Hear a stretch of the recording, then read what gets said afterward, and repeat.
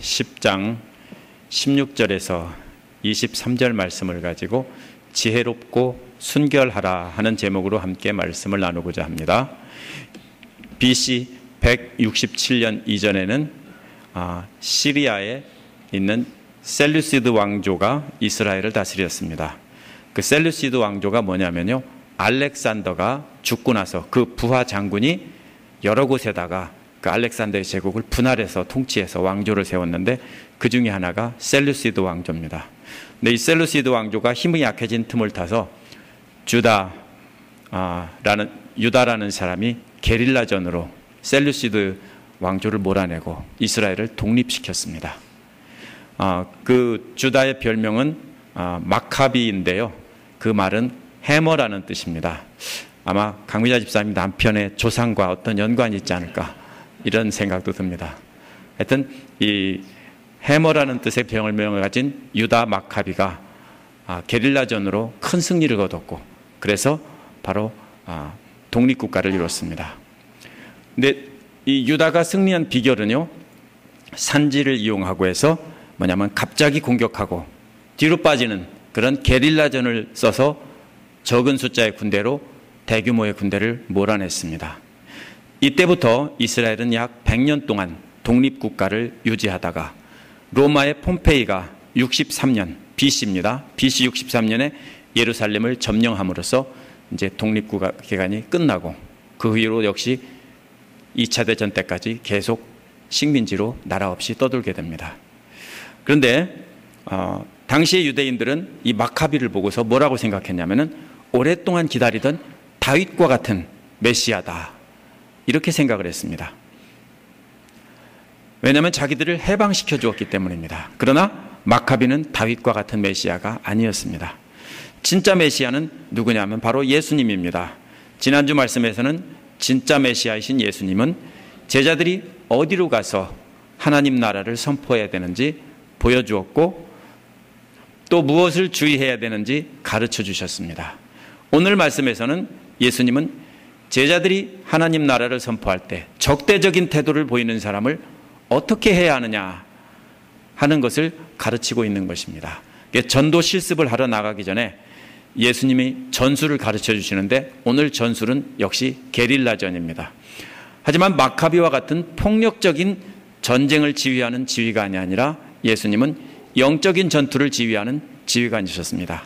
예수님은 영적 전투를 위해 특공대를 적진에 파견하는 지휘관과 같은 모습으로 오늘 본문에 등장합니다. 영화를 보면은 옛날에 전쟁 영화 보면 그런 거 많이 나오죠. 특공대로 보내는데 쫙 세워놓고 주의사항 얘기하면서 살아서 돌아와라 그러잖아요. 바로 그런 것과 같은 그런 장면이 오늘 말씀입니다. 오늘 말씀에서 16절에 보아라라는 말로 시작합니다. 한글 성경에서 대부분 이 말은 번역하지 않는데 오늘은 참 오랜만에 반갑게 보아라라는 말을 번역했습니다. 이 말은 실제로 뭘 보라는 뜻이 아니고요, 정신 차리고 똑바로 들어라 하는 뜻입니다. 지금까지 가르치신 것도 중요하지만 지금은 훨씬 중요하다. 왜냐하면 생명이 달려있는 문제이기 때문에 매우 중요하니까 잘 들으라 하는 말입니다. 우리식으로 말하면 뭡니까? 귀 털고 잘 들어 하는 말입니다. 제자들을 파송하시면서 내가 너희를 보내는 것이 양을 이리떼 가운데 보내는 것과 같다라고 했습니다. 앞에서는 무리들이 목자 없는 양과 같다 해서 이리떼들에게 물어뜯기는 양 같다고 했는데 이번에는 제자들이 양이 된 것입니다. 이게 뭡니까? 안타깝게 생각하는 주님의 마음이 담겨 있는 거예요. 양이라는 게 뭐냐면 아무런 보호 기능이 없는 동물이에요. 잘 도망갈 줄도 모르고. 그래서 그러한 모습을 안타깝게 여기는 마음이 담겨 있는 것입니다. 마치 뭐와 같습니까? 한국말에 어떤 말이 있습니까? 어린아이를 물가에 내놓은 것과 같다라는 말과 비슷한 말입니다. 지휘관이신 예수님은 이제 특공대원인 제자들을 앞에다 놓고 파송하면서 안타깝게 여기는 겁니다. 참 불안하고 참 안타깝다. 잘해라 하는 부탁입니다. 이제 이리떼 가운데로 들어가게 되는 제자들에게 두 가지 부탁을 하십니다. 하나는 뱀처럼 슬기로우라고, 다른 하나는 비둘기처럼 순진하라입니다. 사실 이 두 가지는 어쩌면 서로 모순되는 명령입니다. 이리떼 가운데 살아남으려면 뱀처럼 슬기로워야 하는데 이는 창세기에 나오는 뱀을 말하는 것입니다. 아주 영리하면서도 간교한 것인데 사실 부정적인 이미지를 담고 있습니다. 그런데 동시에 비둘기처럼 순진해야 한다니까 모순입니다. 이는 뱀과 같이 지혜롭되 그 중에서 부정적인 면은 빼고 이런 말입니다. 뱀과 같이 지혜롭되 부정적인 태도는 빼고 이런 말입니다. 순진이라는 말보다는 개역에 나와 있는 순결이라는 말이 더 맞을지도 모릅니다. 영어로는 innocent에 해당되는 말입니다. 이는 마치 속임수를 쓰지 말고 가면을 써서는 또 안 된다는 것입니다. 많은 경우에 지혜로우라고 하면 어떻게 받아들입니까? 우리가 속임수를 쓰라는 것처럼 받아들이는데 그런 뜻이 아니라는 것입니다. 우리가 복음 전할 때도 역시 적대적인 사람들에게 지혜롭고 순결해야 됩니다. 오늘 말씀을 통해서 어떻게 하면 우리도 우리에게 적대적인 사람에게 지혜로우면서 또 가면을 쓰지 않고 속임수를 쓰지 않을 수 있는지 그것을 배우는 시간이 되기를 원합니다. 첫 번째로 사람들을 조심하라는 것입니다. 첫 번째 가장 중요한 명령입니다. 조심해야 될 것은 사람입니다. 어떻게 하면 뱀과 같이 슬기롭고 비둘기처럼 순진할 수 있는지 구체적으로 명령하신 것이 17절에 나오는 사람들을 조심하여라 이 말입니다. 왜 사람들을 조심하라고 합니까? 17절 뒤에 나와 있습니다. 법정에 넘겨주고 회당에서 매질할 것이다. 이 법정이라는 말로 번역된 말은 개역에서는 공회라고 되어 있는데 원어는 그 수네드린이란 말입니다. 성경에 사네드린이라고 쓰여진 말과 똑같은 말입니다. 이스라엘의 그런 최고 의결기관인데요. 예루살렘에 있는 사네드린이 아니고 갈릴리 지방에 있는 지방정부의 사네드린인 것입니다. 그런데 이 지방의 사네드린 공회도 역시 유대인들로만 구성이 되어 있었습니다. 그 다음에 나오는 회당도 역시 유대인들의 회당입니다. 따라서 제자들이 하나님 나라를 선포할 때 유대인 종교 지도자들에게 핍박을 받을 건데 조심하라는 것입니다. 18절에서는 총독들과 임금들 앞에 끌려나간다고 했는데 사네드린과 회당을 중심으로 이스라엘 다스리던 유대인 종교 지도자들에게는 사법권이 없었습니다. 한번 가만히 생각해 보세요. 사네드린 공회에는 이스라엘의 지도자들, 특별히 종교 지도자들이 있었습니다. 이들이 뭡니까? 제자들을 재판을 하려면 사람들이 있어야 되는데 사람들이 모이는 곳이 어디예요?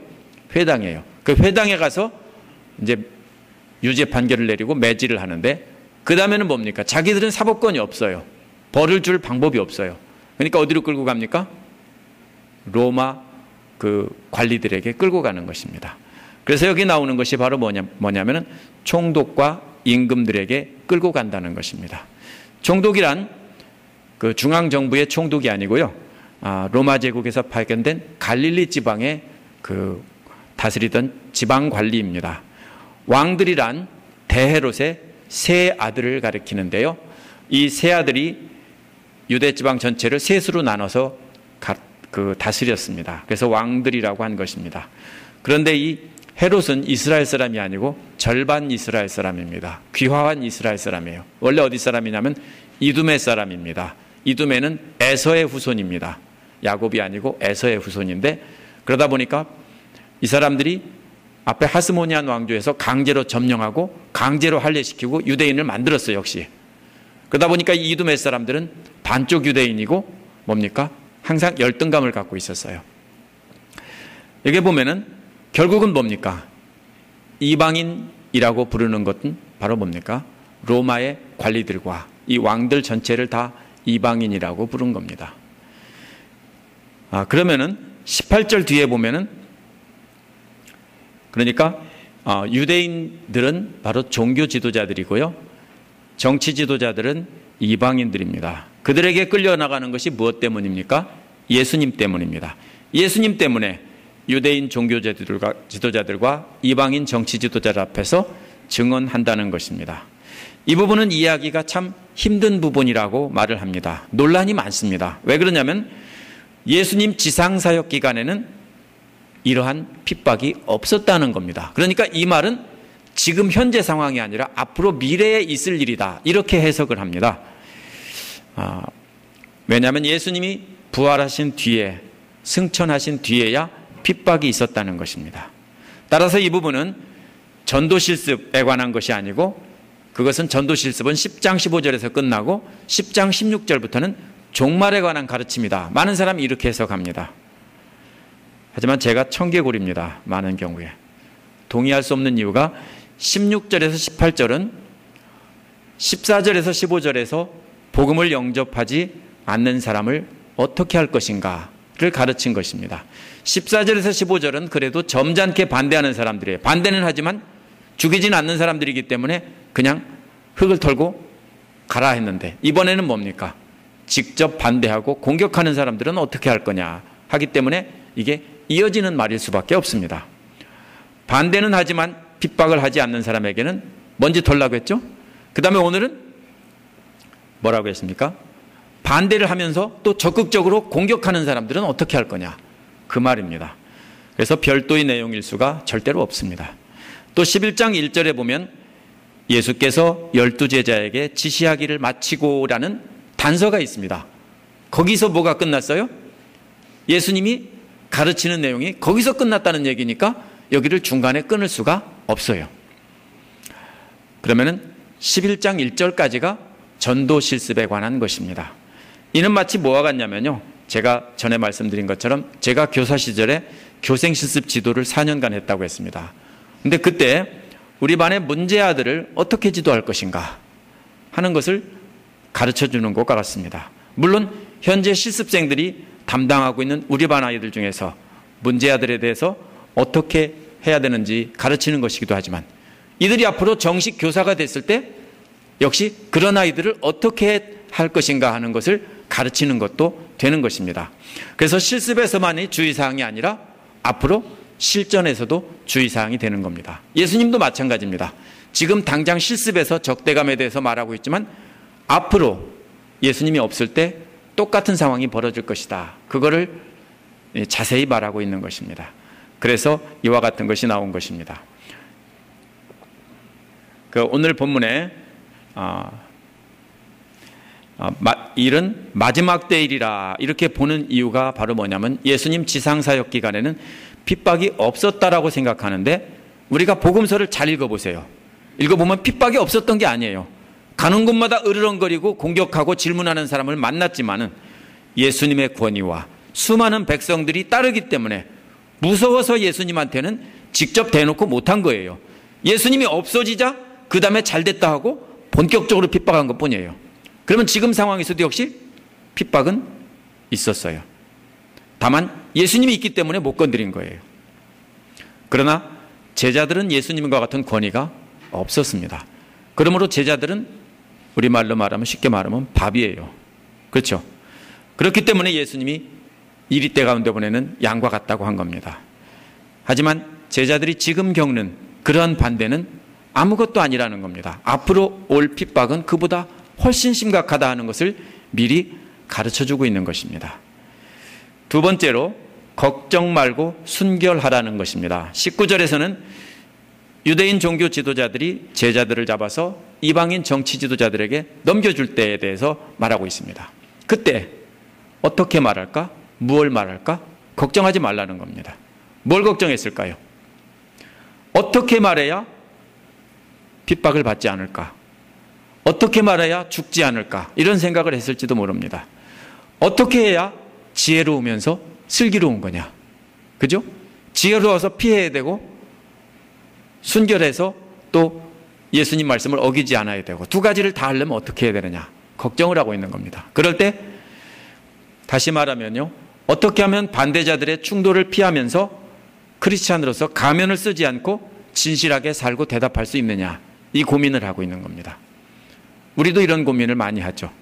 그런데 예수님은 이럴 때 무엇을 말해야 할지 알려주실 것이기 때문에 걱정할 필요가 없다라는 겁니다. 왜냐하면 그때 말하는 이는 제자들이 아니라 제자들 안에 있는 아버지의 영이다 하고 말하고 있습니다.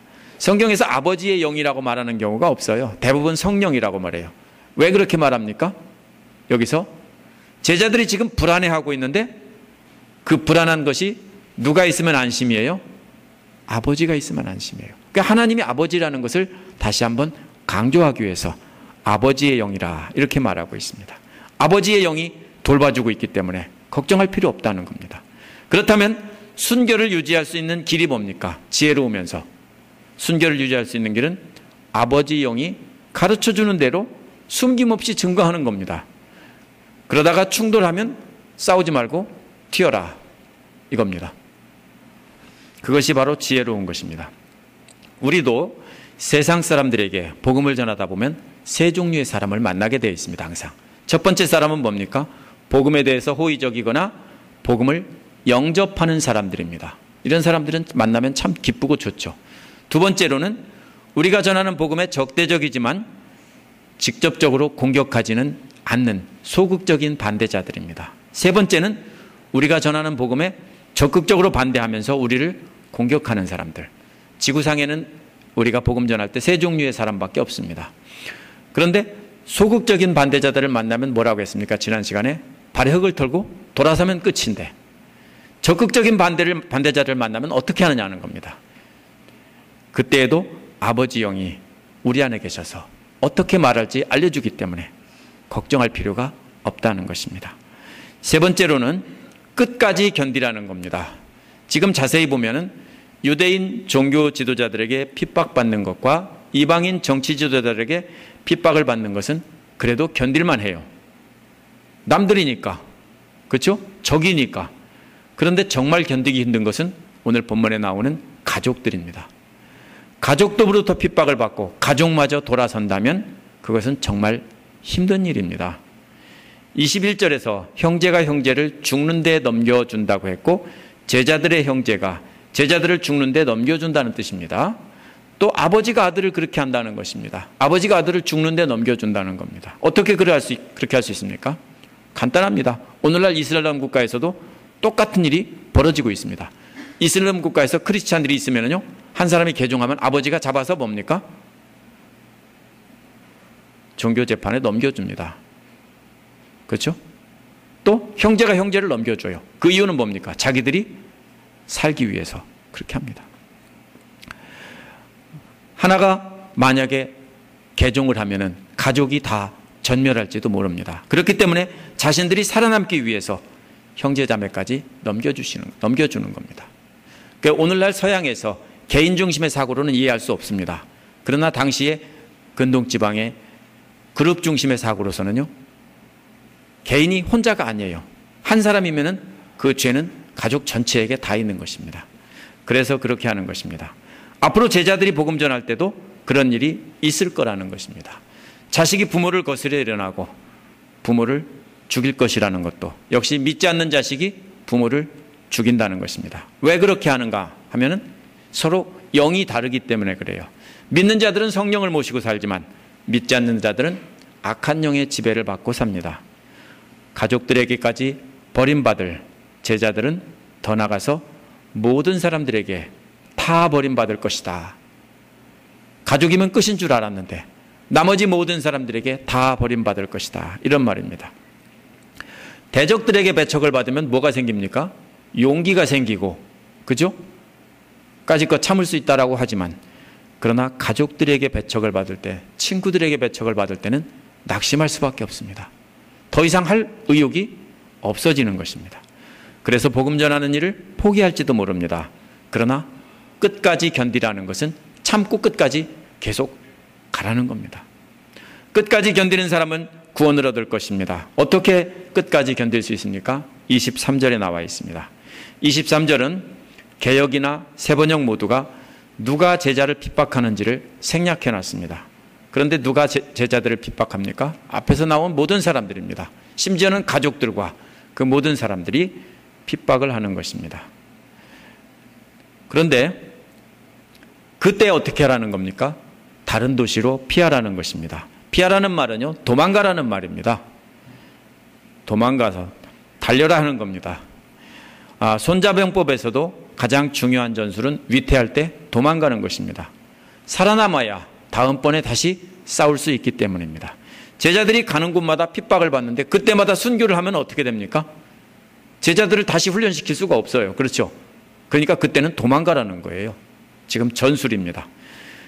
다른 곳에서 도망가서 거기에서 영적인 게릴라전을 또 펼치라는 겁니다. 왜 가는 곳마다 핍박을 받고 다른 곳으로 도망가게 될까요?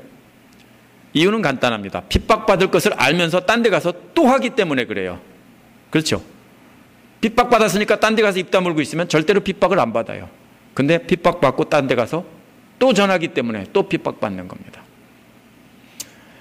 계속 다른 도시를 돌며 도망가라는 말은 뭡니까? 핍박을 두려워하지 말고 계속 하나님 나라를 선포하라는 뜻이 되는 것입니다.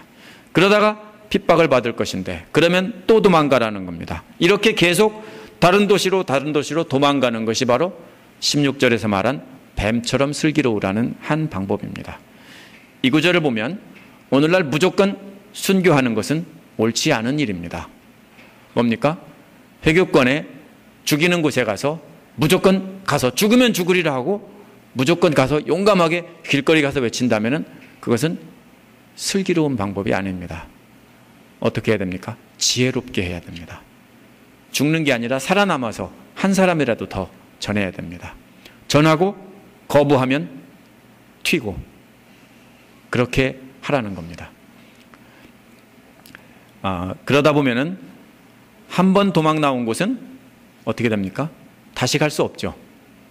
이미 지명수배범이에요. 그러면 뭡니까? 다른 데로 가고 또 다른 데로 가다 보면 자연히 뭡니까?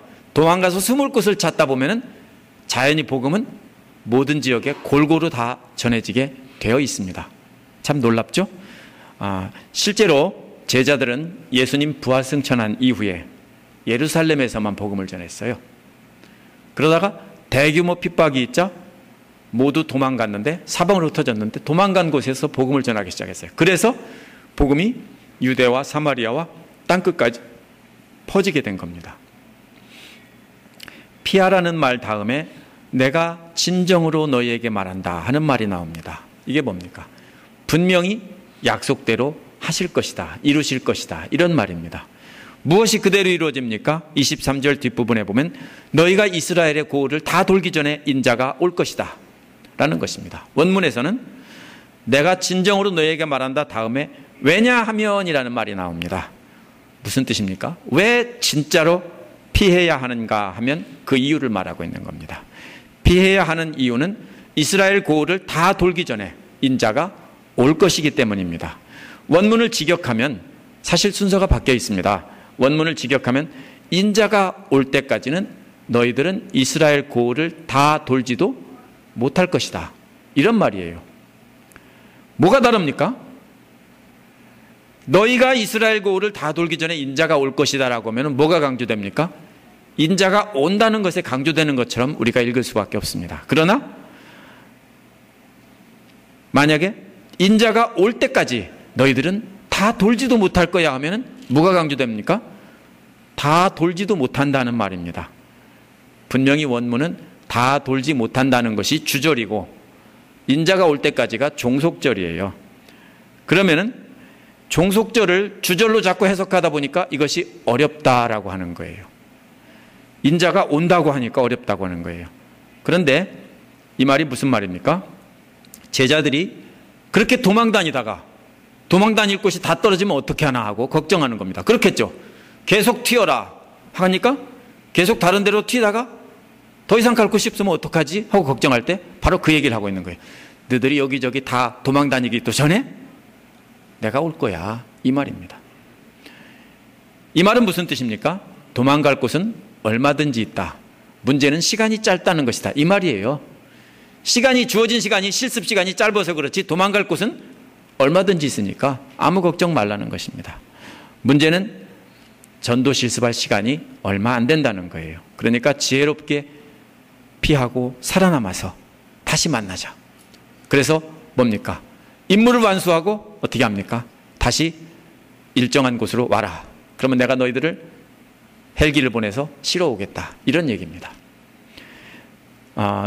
여기에서 인자라는 말의 의미를 잠시 우리가 생각해 봐야 됩니다. 학자들이 사람들이 23절을 성경에서 이해하기 가장 힘든 구절 중에 하나다라고 말을 합니다. 그 사람들은 몇 가지 해석을 합니다. 첫 번째는 마지막 심판날에 예수께서 심판주로 재림하실 때를 가리킨다라고 말하는 것입니다.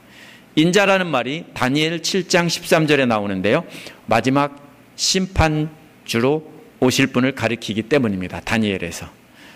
하지만 마태는 인자라는 말을 심판주라는 말로만 쓴 것이 아닙니다.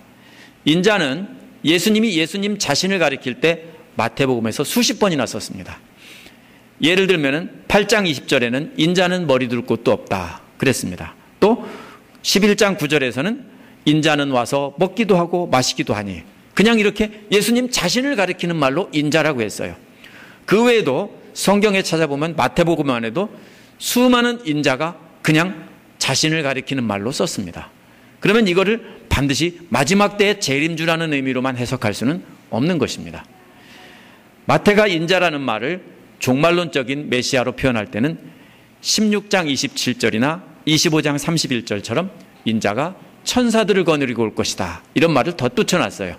또 24장 30절에서는 뭐라고 합니까? 큰 권능과 영광에 쌓여 하늘 구름을 타고 오는 것을 볼 것이다, 이런 말을 덧붙여놨어요. 그럴 때는 분명히 뭡니까?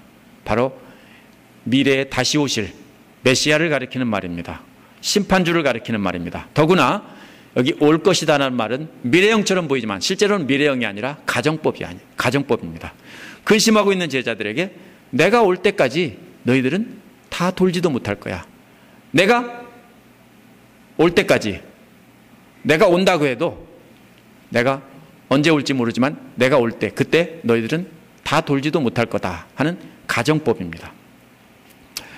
따라서 이걸 가지고 종말론적인 메시아로 확대 해석해서 어렵다라고 하는 것은 잘못 이해하는 겁니다. 또 10장 17절과 비슷한 구절이 24장 9절에 나옵니다.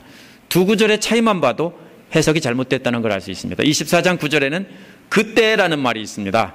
그때가 뭡니까? 24장 3절에서 5절에 나오는 종말론적인 징조들이 나타날 때입니다. 하지만 10장 17절에는 그런 말들이 없고 그때라는 말도 없습니다.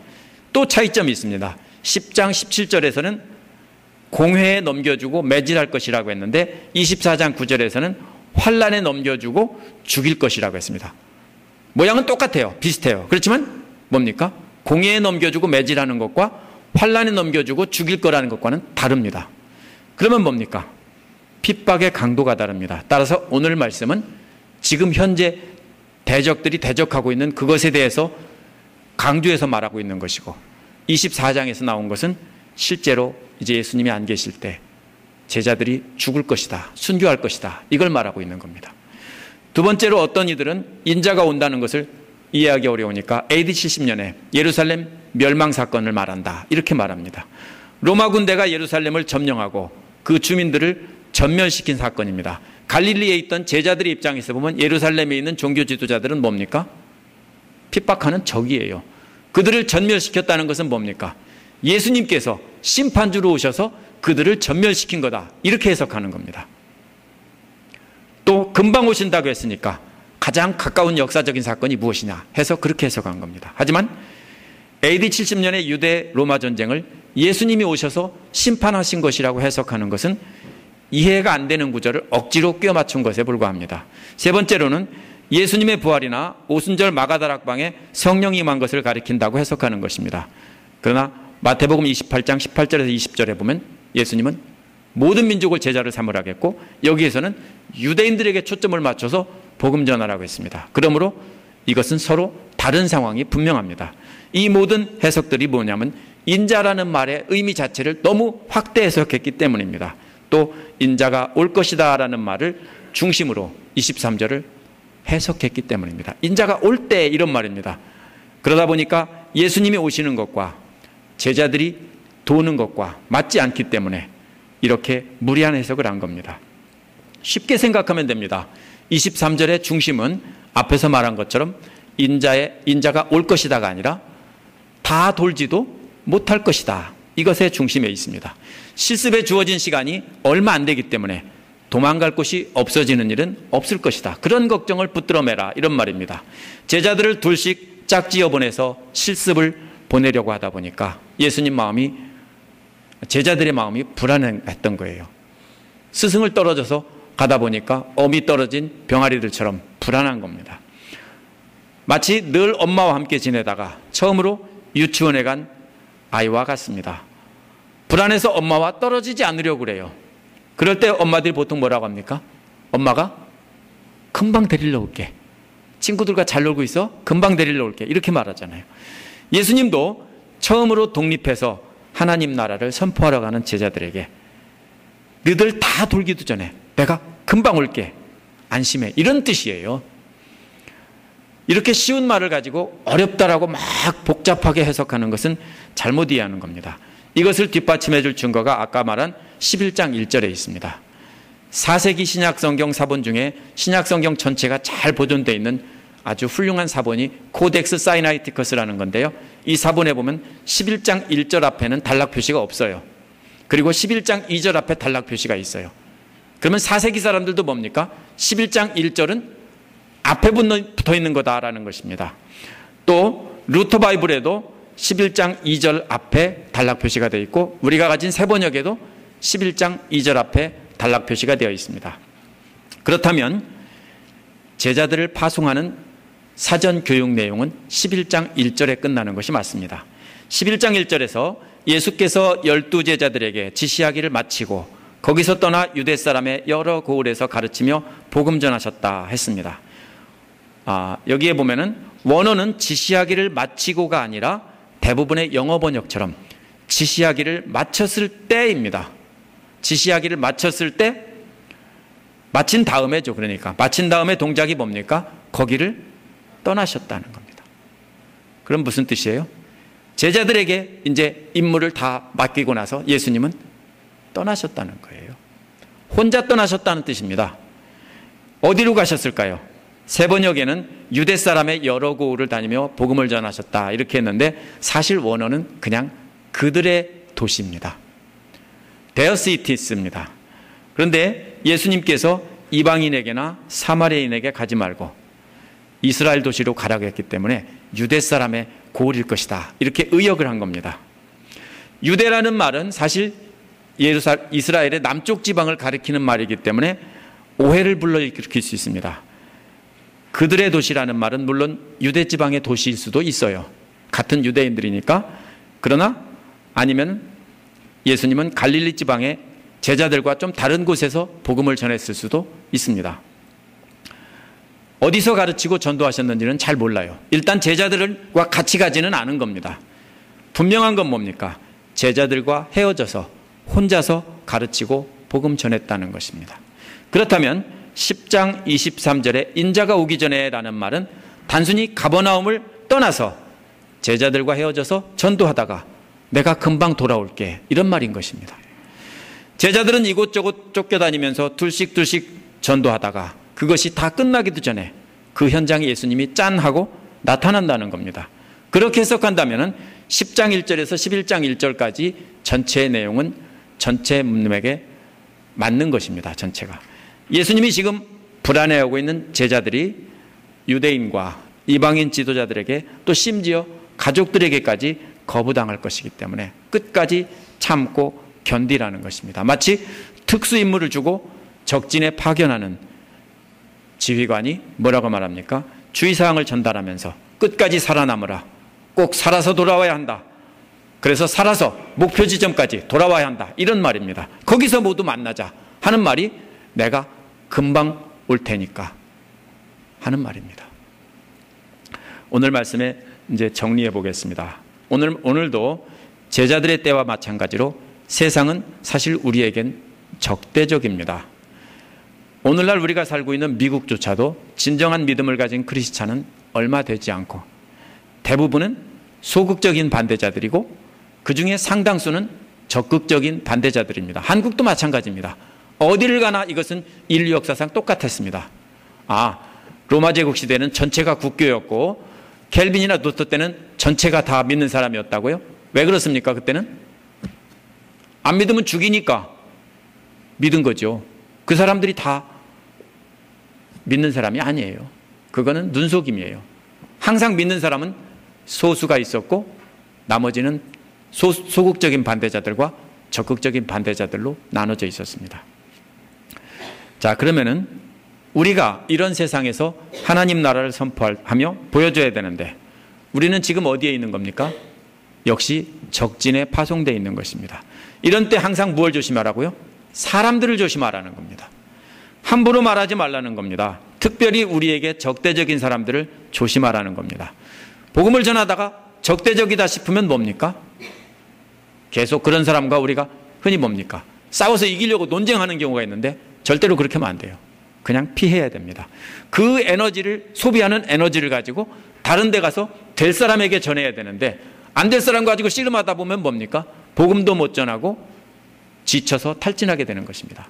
이것이 예수님이 말씀하신 지혜예요. 피하라는 거예요. 무리한 논쟁을 하고 있을 시간에 차라리 딴 데 가서 되는 사람에게 하라는 거예요. 그러면 그것이 뱀처럼 지혜롭게 하나님 나라를 선포하는 것이 됩니다.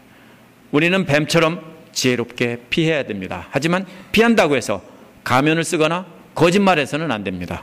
살기 위해서, 남과 싸우지 않기 위해서 마음에 없는 말을 하거나 가면을 쓰고 자기를 드러내지 않고 숨기는 것은 그것은 제자의 길이 아닙니다. 우리가 충돌할 땐 충돌하더라도 우리는 우리의 진심을 보여주고 하나님 나라를 선포해야 됩니다. 그러다가 그 사람이 반대를 하면은 그냥 피하면 됩니다. 우리도 복음을 선포하다가 반대에 부딪히면 중간에 포기하기 쉽습니다. 특히 언제입니까?